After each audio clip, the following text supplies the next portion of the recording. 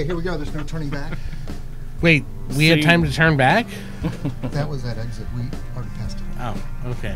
I know. What's this tonight? Number 88? We should stop. I'm getting hungry. We have a special guest. I know. I want to go out and eat tonight. This will be fun.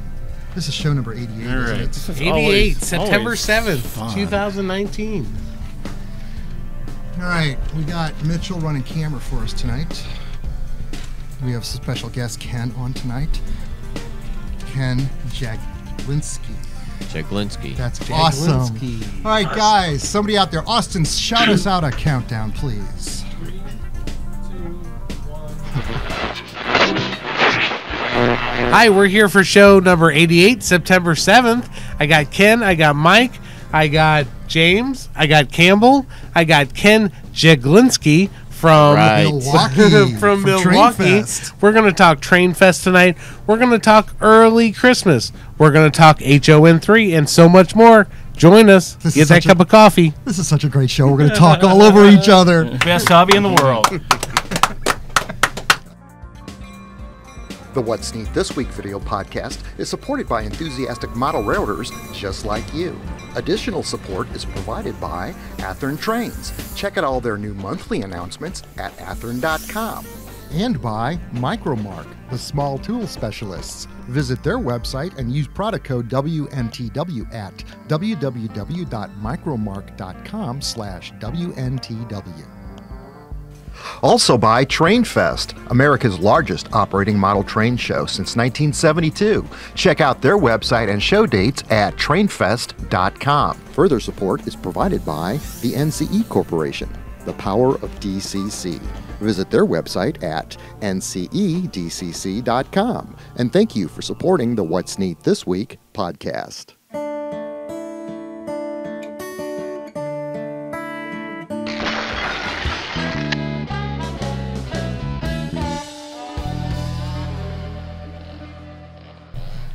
This is the What's Neat This Week show / podcast number 88 for September 7th, 2019. I'm your host, Ken Patterson, the host of the What's Neat show over at Model Railroad Hobbyist Magazine, that video that we all love to watch. And September just came out, and it's really good, and we're going to talk about it in a minute. But first, I want to say I've got Joshua Sugarfire Barton sitting next to me right here.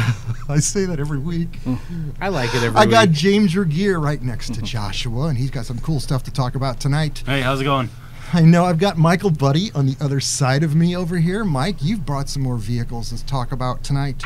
We've got Ken Jaglinski. Did I get it right? From Jaglinski, yes. He is the chairman of Trainfest, that amazing, the biggest train show in the Midwest, and we're going to talk about that a lot tonight too, aren't we, Ken? You bet we are. I've got Campbell Rice over here.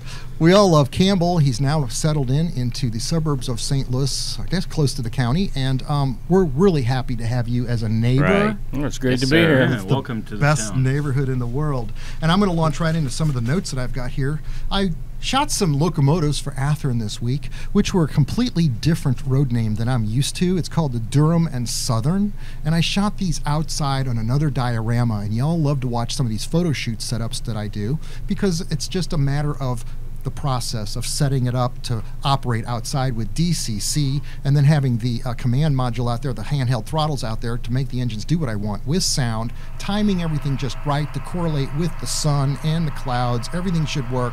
I shot some high-speed video to show you a little bit of the setup where I'm putting trees on this scene, and then I got a very good run-by with these two locomotives. Now, this is a railroad that runs in North Carolina, so it's a kind of, I don't want to call it obscure, but it's the first time I've ever seen models, and these are GP38-2s that Athern has come out with in this beautiful paint scheme. One of them is actually painted the red, white, and blue. I think that's in celebration of the bicentennial, and the other one is the paint scheme that it's in black and white. So really neat scene to set up today. The weather out here in St. Louis, it's fall now, guys. The weather's beautiful. There's no more hot humidity out there as I'm doing these photo run-bys. So it's kind of enjoyable to do my job out there.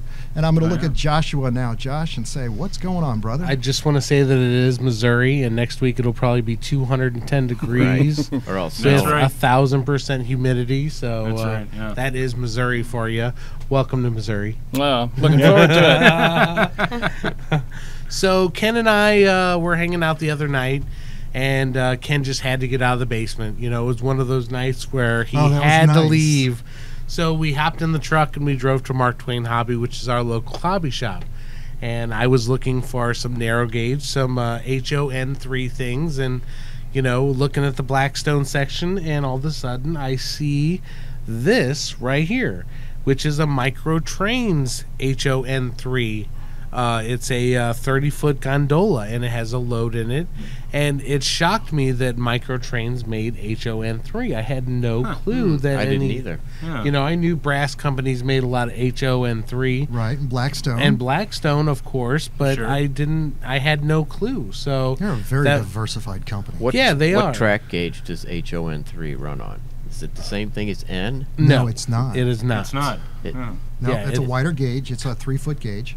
So it's really, I really caught the bug when I had Blackstone as an account. And then I started purchasing all the books on the Rio Grande Southern and just started learning the history of these railroads, Otto Mears, and the endeavors that they made to get the silver and the gold out of those mountains out there in Colorado. It was an absolutely amazing project that they had done. So that's when I started building Leitner Trestle and just really getting into the narrow gauge, the whole, it's a very different demographic than a normal HO scale group of guys. I've noticed that when you go to the narrow gauge meets, it seems like a different character of individual that likes narrow gauge. I think it's more like the history. You got to be a history buff. Sure. Yeah. You really do. I agree. And so that was an enjoyable experience. I got to tell you what, I really loved it. And we also saw the new flags, the plug and play flags. That's right.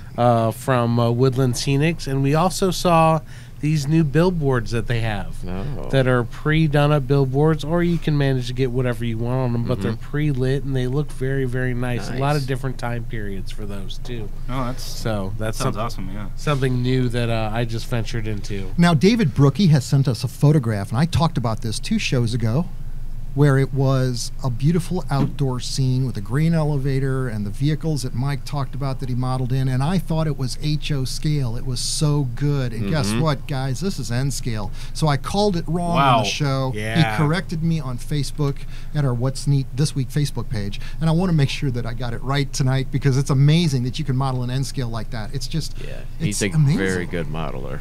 very sharp eyesight. Yeah. Okay, so I've got Ken, and Ken, what part of the country are you in? I'm in Milwaukee, Wisconsin. Milwaukee, Wisconsin, and you are the chairman of Trainfest, and I understand Trainfest is going to be an extraordinary event this year. You guys have been planning this. Tell me, how many years have you guys done Trainfest? This is going to be our 48th year. Wow. Oh, wow. Golly. Been going on. Did you guys know that? years. No. I did not. 48 years they've been doing that show. Man. That's a grand history there. It absolutely and is. we're going to be in a second building this year, so we're going to be 220,000 square feet of nothing but trains. Wow. Wow. Manufacturers, vendors, displays, historical societies. You can ride on them, you can run them. We have a new kids program this year called Trainfest Builders. We have, I think, about 13 participants right now. So we're reaching out to the youth. We're reaching out to the hobbyists. We have 58 clinics that run Saturday and Sunday. They're located on the second floor of the Expo Center. We have 4 rooms up there. And we'll have somewhere to the tune of 20,000 people for the weekend. Wow. That's Man. amazing. And that's Impressive. a 2-day event, Saturday and Sunday? That's correct. We start setting up on Thursday and marking the floor, getting everybody's spaces laid out. And then Friday's the big move-in day.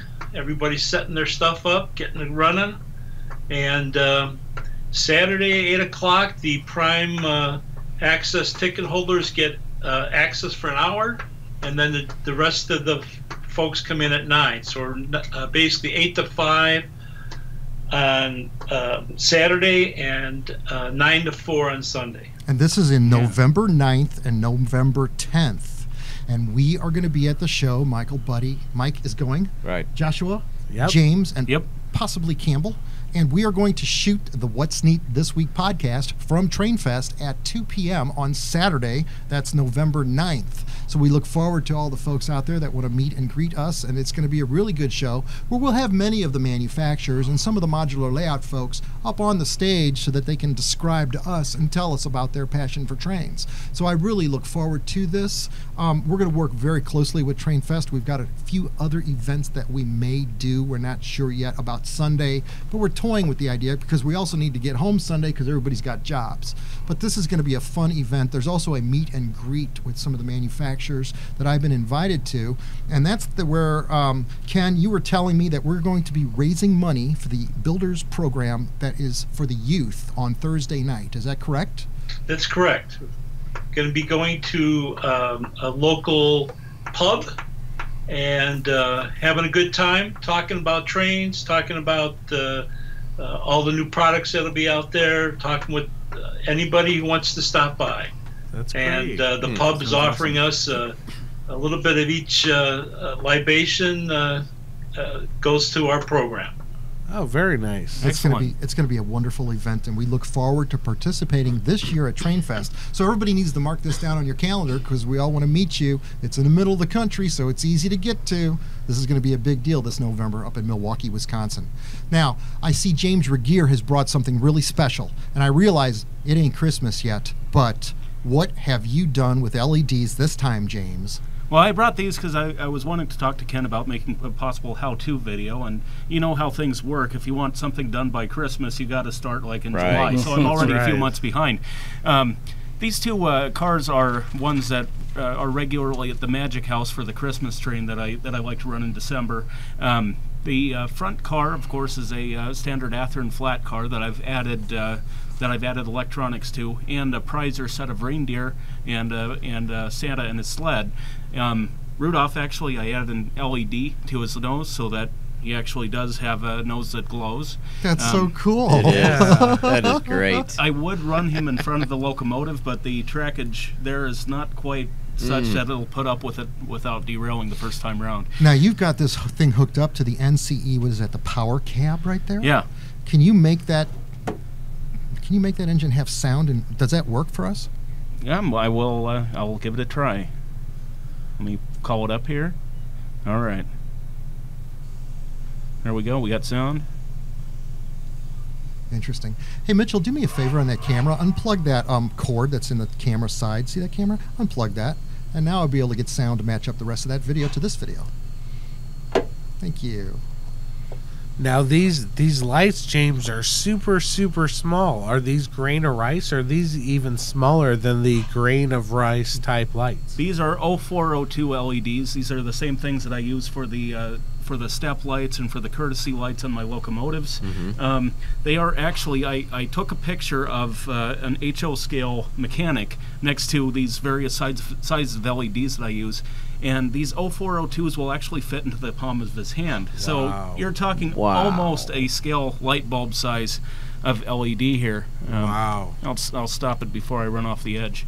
But yeah, and that locomotive there is actually the first locomotive ever in my collection. I got it for Christmas 1988. And it's a Mantua Atlantic, and I've modified it. I added TCS WOW sound to it.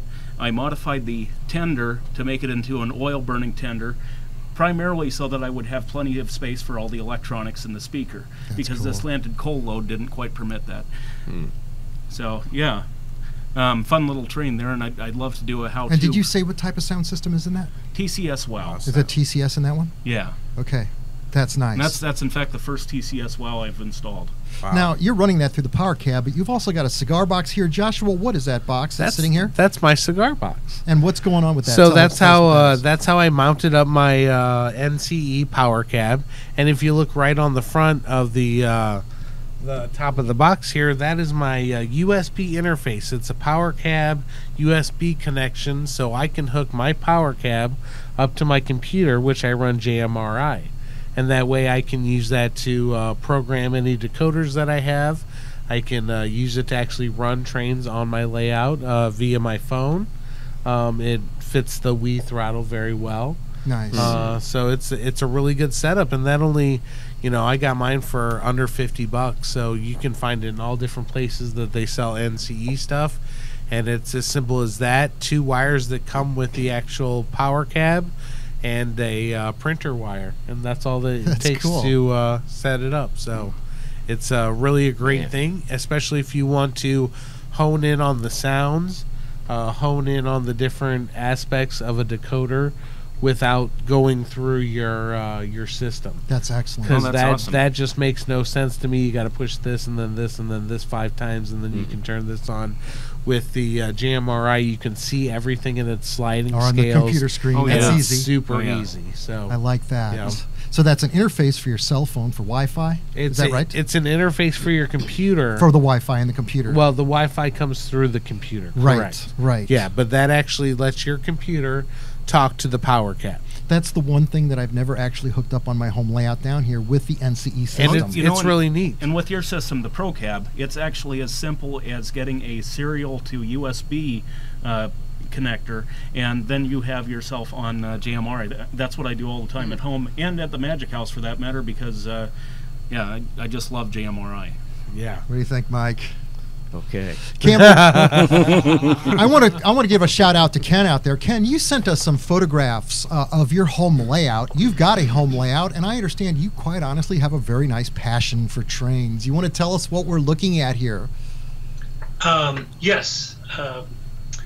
My layout room is probably 33 by 11 one room and 15 by 12 is the other. It's the Ashland, Superior, and Pacific. It's a fictitious road, kind of based after Northern Pacific, and would have been part of the NP merger at some point. So my layout runs from basically Ashland, Wisconsin to Grand Forks, North Dakota, and points west.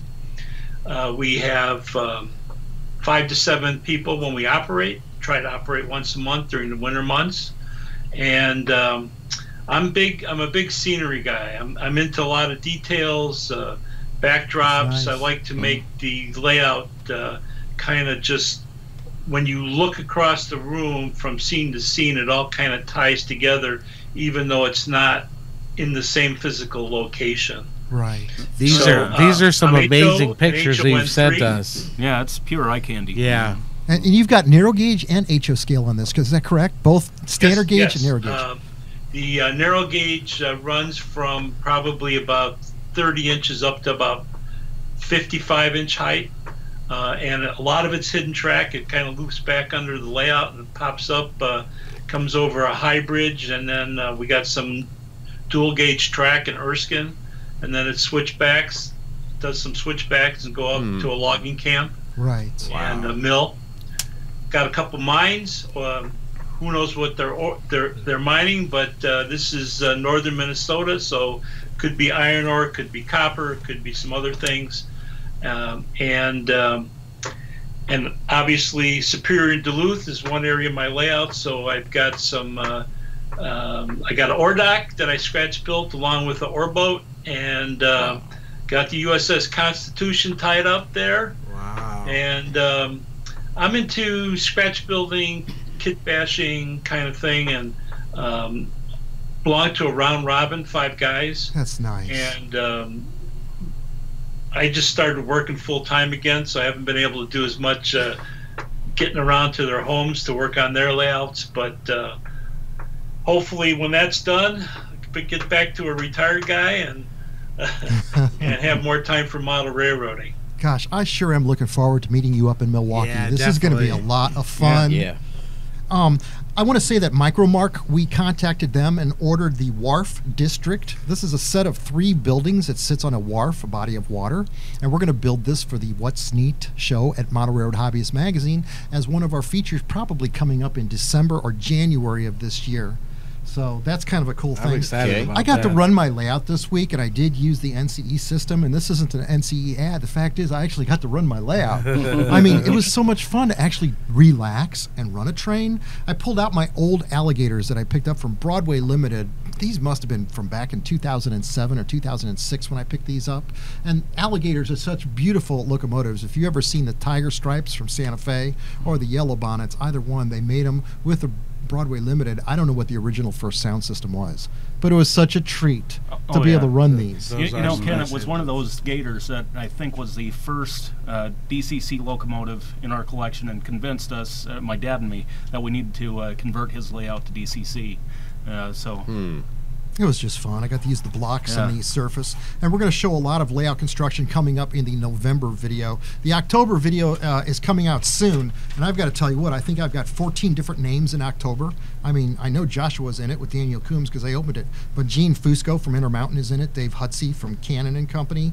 Chris Brimley from Exact Rail is in it. And he shows us this N-scale layout, which is going to be really cool. And this is on October, guys, because what it was it was the RPM meet here in St. Louis. So like Jeff Parker was here from Central Valley, and Andre Stone and Matt Robbins were here from the Ohio and Sipping and Switching Society layout. Of course, Rick Dakota Kemp was here. He had some beautiful models. You saw him on our podcast, whichever show that was for the RPM meet. John Lee from Badger. Dan Goins and Sam Dennehy. That's the 187th group of modelers. Sam has some incredible vehicle talent. We had Chris Palomares on that show, and Steve Staffiri. He was working for the Pennsylvania Historical Society, and I never realized how important historical societies are to the manufacturers and to the models when it comes to getting the resources that you need to build models.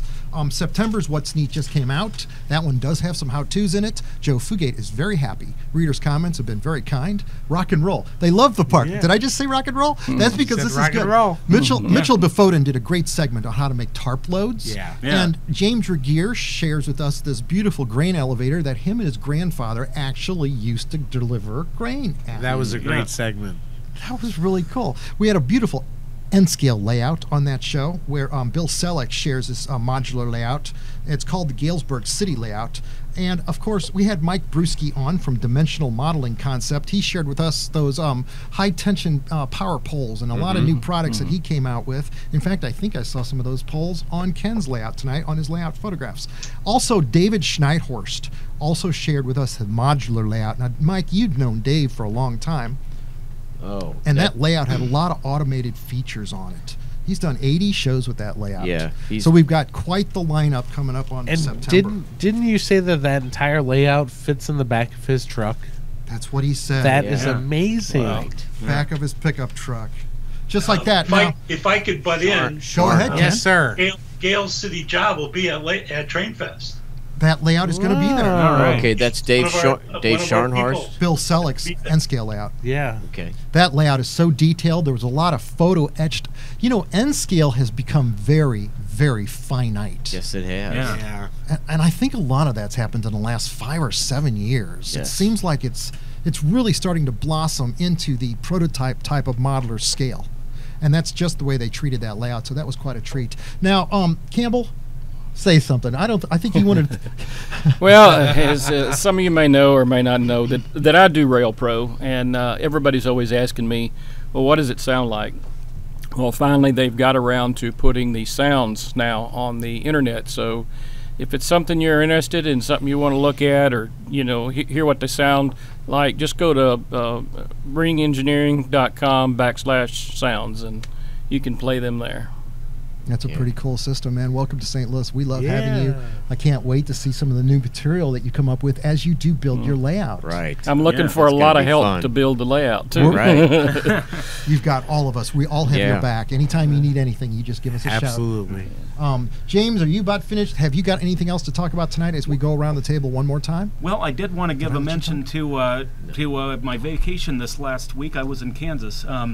Visited this guy's beautiful project in Peabody, Kansas, right at the junction of the former Rock Island and Santa Fe lines, now BNSF and Union Pacific.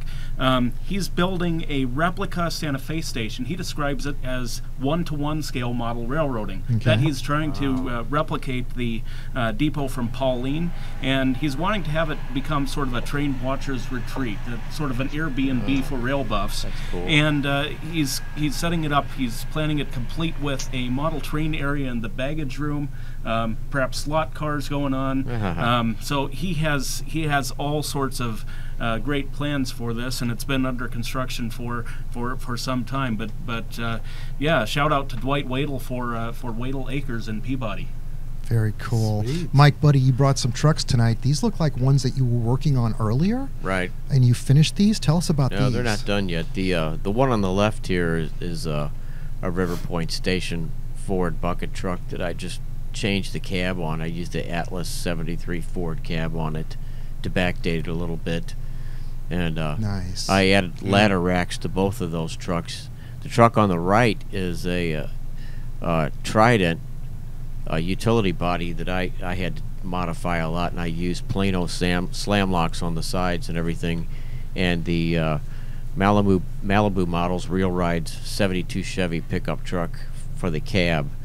And then I fabricated the boom out of parts that I had, but I think I might redo that boom. But I put ladder racks on those and cab lights on the roof, but I still have some more detail to add to them. So Yeah, there's so much detail already. Are you kidding? They're looking great. Well, thanks. Mike, we love your work, man. Do Guys, I even see an antenna on the side of the mirror? Yeah. Yes, that's that's correct. That's Plano. That's a Plano mirror set, Yeah. and as well as the slam locks on the side. Wow. Those are great detail parts. Yeah. Wow. All right, Ken, anything else you've got on your end? Because we are going to close out number 88, and we are all looking forward to Trainfest on November 9th and 10th. Well, we're celebrating the CB&Q, the Burlington route. We have over 200 exhibitors, 60 manufacturers, 60 layouts, 42 vendors, historical societies, displays, museums. You need to come and see what this show is all about. I can't wait. Ken, I have a question for you. So you talked earlier about the clinics.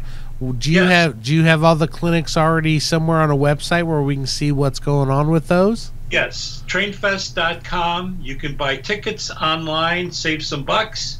All of our clinics are there. You can sign up online. You can volunteer. You want to come to the show for free? You can volunteer to work with us. We're looking for anybody who's interested in model railroading or real railroading. And can you repeat that website one more time for us? www.trainfest.com. Thank you very much, sir. Appreciate that. that. Is going to be so much fun. I We're got to Yeah. tell you, it's been on my list of places to go for Me several too. years. Yeah, right me too. now, I haven't I'm gone. glad I'm finally going to go this Right, year. me too. Wow. I Tell me. heard we have an inn, guys. Just to let you know. So All right, guys, this is the best hobby in the world with the best people in the world in it. We appreciate all the information that you send us through our What's Neat This Week Facebook page and readers' comments on YouTube. Make sure you do subscribe because we want to break that 10,000 number very soon. That's right. For the subscriptions on YouTube. But otherwise, guys, the best hobby in the world. Let's go run some trains. all right. All right.